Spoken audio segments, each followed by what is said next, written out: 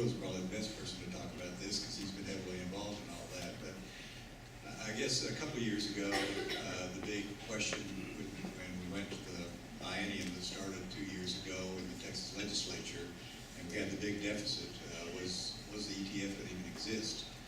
Was there going to be any more funding for it? Because there were so many other priorities for the money. And the good news was the ETF did continue to exist, although it was a significantly reduced funding. And so it hasn't had the same impact over the last couple of years in terms of dollars and companies that it had in prior years, but it's still out there. The other thing that's significant that's happened is that this last year, the state decided something that we had decided locally in the RCIC. So just to make sure everybody knows, when the Emerging Technology Fund was started, they needed somebody to vet companies to come down for potential funding for them. So they set up 7 regional centers around the state. And the job of those regional centers was to be that interface, do the vetting of the companies, and send them down to Austin for potential funding. And that was their total job. You know, find that company, send it down there, and then you're done. We started in the North Texas RCIC a couple of years ago going, you know, the problem is we've got a number of companies that have been funded, but there's no help for them on a follow-on basis to help them get to the next level of funding and so forth. So we started doing more of that, working with companies on a little broader basis after they've been funded. Kind of as a follow-on to that, the ETF decided this last year that they were going to change the whole format of what they wanted the RCICs to do. And they rebid all the RCIC contracts. And they said that we don't want you to just now look for do this vetting, but we want you to be a whole lot more. We want you to be a much more strong focal point in the ecosystem within the area that you're in. We want you to help those companies that have gotten funding to get to the next level through mentoring and helping them introduce them to other potential funding sources.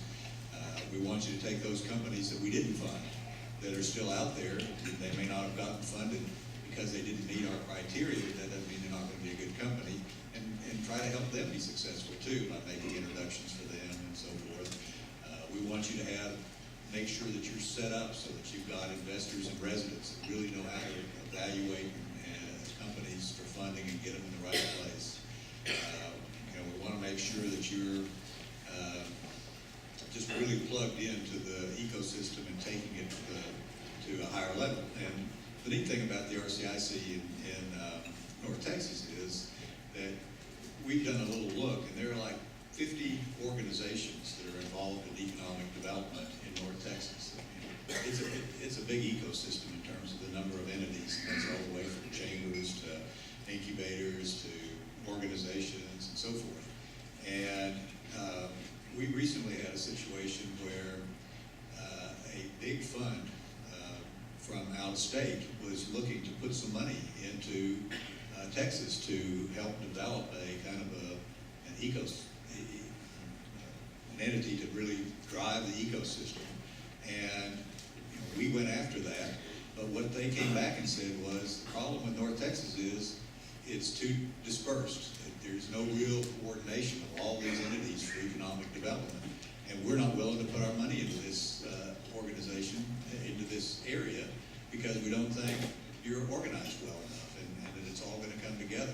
And so one of the things that we're trying to do as part of the RCIC is be that, as we said in the introduction, be that kind of focal point within the region for identifying and connecting and educating the pieces of the infrastructure, the entrepreneurs, the investors, the businesses, the governments, the universities, pulling all that together. So that's really a big change in the last 2 years in terms of what our mission is, what the state's looking for, and frankly, the question is, will the ETF go on after this next biennium when it comes up in April and May? Will we get funding? Will there be money there? Our conclusion is, we hope so. Angie Chen Button, who's the state representative and head of the technology committee for the state, for the House, is very very supportive, but she says it's not a priority for most of the people down there. And so we're trying to do the lobbying and so forth that may need to be done to help that. But even if it doesn't happen, the board of the RCIC has said, we're going to keep our organization going and try to provide that central focal point that everybody can work with. Thank you very much, Mark. Okay, back to questions. Yes, sir. Back in the center there. Yeah, hi guys, my name is York. In York, I have a lot of position in marketing, and we actually connect small